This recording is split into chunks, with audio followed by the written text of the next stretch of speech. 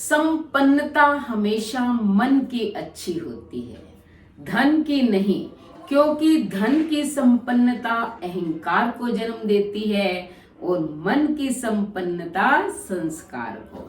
राधे राधे। शर्मा जी की कहानी चैनल पर आप सबका हार्दिक हार्दिक स्वागत, अभिनंदन। एक बार एक राजा था। वो बड़ा ही विद्वान था और दानी था।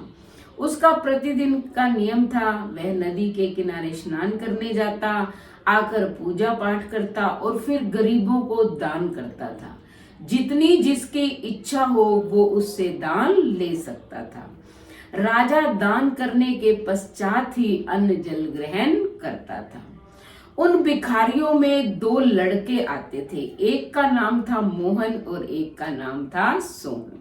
वो प्रतिदिन दान लेने आते थे, यानी कि भिक्षा लेते थे, लेकिन वो हमेशा उतना ही दान लेते थे जितनी उनको जरूरत होती थी। उससे ज्यादा नहीं लेते थे। बस 2 वक्त का उनको खाना मिल जाए, इतना बहुत था। राजा को उनकी ये आदत बहुत अच्छी लगी।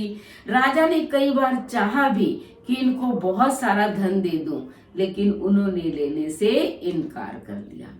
लेकिन एक अजीब बात ये थी कि जब भी मोहन राजा से दान लेता तो राजा का धन्यवाद करता, लेकिन जब सोहन दान लेता तो वो ईश्वर का धन्यवाद करता, कहता कि हे ईश्वर, आपका बहुत बहुत धन्यवाद। राजा को ये बात बड़ी अजीब लगती। इस तरह करते करते कई दिन बीत गए और एक दिन राजा के मन में अहंकार उत्पन्न हो गया। राजा ने सोचा कि दान तो मैं देता हूँ और जो मोहन है वो तो मेरा धन्यवाद करता है, लेकिन ये सोहन हमेशा ईश्वर का धन्यवाद करता है। उसने अपने दिमाग में कुछ सोचा और एक दिन जब वो सबको दान दे चुका तो उसने मोहन और सोहन दोनों को रोक लिया। कहा रुक जाओ। वो दोनों रुक गए। वह उनको अंदर अपने महल में ले गया, उनको अच्छा खाना खिलाया और फिर अपने बगीचे में टहलने के लिए ले गया। और राजा ने पहले मोहन को कहा कि तुम जाओ मेरे बगीचे के अंदर घूम के आओ, देखो तुम्हें कुछ मिलता है या कैसा अनुभव होता है। मोहन घूमने गया और देखकर बड़ा खुश हुआ, क्योंकि बगीचा बड़ा सुंदर था, और घूमकर वापस आ गया। राजा ने मोहन से पूछा कि कैसा लगा तुम्हें बगीचा। उसने कहा महाराज बहुत अच्छा लगा, आपका बहुत बहुत धन्यवाद, आपने मुझे बगीचे की सैर करवाई। लेकिन राजा ने पूछा क्या बगीचे में तुम्हें और कुछ नहीं मिला। उसने कहा नहीं। फिर उसने सोहन को भेजा। सोहन गया। सबसे पहले उसने ईश्वर का धन्यवाद किया कि हे प्रभु, आपका धन्यवाद है जो राजा ने हमें बगीचे में घूमने के लिए भेजा है। अब वो बहुत ही सतर्कता से आगे बढ़ रहा था। सामने उसकी दृष्टि एक धन से भरी हुई पोटली पर पड़ी। उसने बगीचा भी देखा और उस पोटली को उठा लिया और उठा के राजा को लौटा दिया। राजा ने मोहन से पूछा कि क्या ये पोटली तुम्हें नहीं दिखाई दी। उसने कहा नहीं महाराज, मैं तो आपके बगीचे की सुंदरता में ही खो गया था। वो दोनों मोहन और सोहन अपने घर आ गए और राजा को जो है रात्रि में नींद नहीं आई। उसने सोचा कि मैं मोहन की गरीबी दूर करना चाहता हूँ, लेकिन दूर ही नहीं हो रही है, क्योंकि वो मेरी रिस्पेक्ट करता है, आदर करता है, सम्मान करता है, हमेशा मेरा धन्यवाद करता है। लेकिन ये सोहन, ये जो है हमेशा ईश्वर का धन्यवाद करता है। तो उसने एक और उपाय सोचा। अगले दिन उसने नौकरों से लड्डू बनवाए और हर लड्डू में एक सोने की अशर्फी डलवा दी और एक डिब्बे में भरकर अगले दिन जब वो भीख मांगने आए, पहले राजा ने सबको भीख दी, उसके बाद जो है मोहन को उसने वो डिब्बा दिया लड्डुओं का और सोहन को मात्र कुछ रुपए दे दिए, बस इससे ज्यादा कुछ नहीं दिया। अब मोहन सोचने लगा कि सोहन को तो इसने पैसे दिए, मुझे लड्डू दे दिए, मैं लड्डू का क्या करूंगा। उसने जाके मिठाई की दुकान पर वो लड्डू बेच दिए। अब सोहन के मन में आया कि इसे लड्डू मिले हैं, क्यों ना मैं लड्डू लेकर खा लूं, मुझे भी तो पैसे मिले हैं, मैं पैसों से खरीद लेता हूँ। और वो भी उसी दुकान पर पहुंच गया जहाँ वो लड्डू बेच कर आया था। और उसका सौभाग्य था कि उस हलवाई ने वही लड्डू का डिब्बा उसे चंद रुपयों में दे दिया।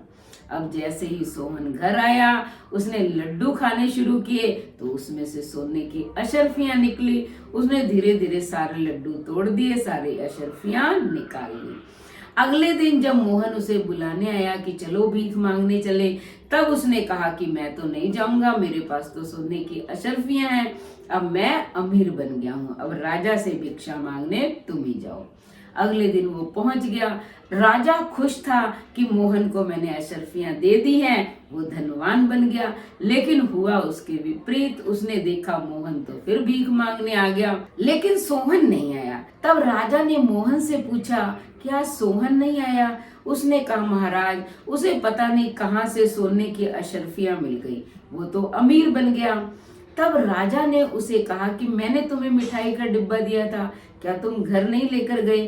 उसने कहा, नहीं, मैं तो हलवाई की दुकान पर बेच आया।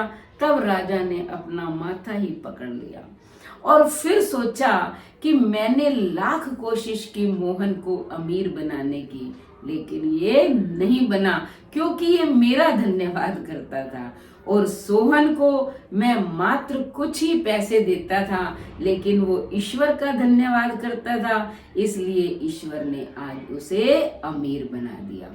फिर राजा ने भगवान का धन्यवाद किया कि प्रभु, तेरा बहुत बहुत धन्यवाद, आज तुमने भी मुझे शिक्षा दे दी, क्योंकि अगर ये नहीं होता तो मुझे सीख कैसे मिलती। मैं तो घमंडी हो गया था, अहंकारी हो गया था कि जो कुछ करता हूँ मैं करता हूँ, मेरे में अहम भाव आ गया था, लेकिन करने वाला परमात्मा है।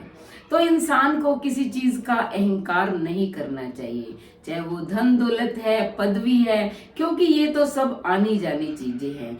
ईश्वर का धन्यवाद करना चाहिए, क्योंकि सब कुछ करने वाला वही परमात्मा है। वो चाहे तो करोड़पति से रोड़पति बना दे और चाहे तो रोड़पति से करोड़पति बना दे। यानी कि ये शरीर भी हमारा अपना नहीं है, फिर अहंकार किस बात का? तो जो भी मिले हमें उस परमात्मा का धन्यवाद करना चाहिए कि हे ईश्वर, सब कुछ तेरा ही दिया है, तेरी ही कृपा है और तुम इस प्रकार हमेशा मुझे देते रहो। तो करने वाला ईश्वर है। इंसान लाख कोशिश करे लेकिन अपने मस्तक पर लिखी हुई रेखाओं को नहीं मिटा सकता, लेकिन अगर परमात्मा चाहे तो वो पल भर में मिटा सकता है। इसलिए कर्म करते रहें, लेकिन परमात्मा पर विश्वास रखें, उसका धन्यवाद करें, फिर देखें आपके जीवन में सुख ही सुख होगा, दुख की काली छाया नहीं पड़ेगी। पहले इस कहानी को अच्छे से सुने, फिर आचरण में लाएं, उसके बाद चैनल को सब्सक्राइब करें, लाइक और शेयर करें, कमेंट करें और बेल आइकन के बटन को दबाएं, ताकि ऐसी ही मोटिवेशनल कहानियों की वीडियो का नोटिफिकेशन सबसे पहले आपको मिले। धन्यवाद।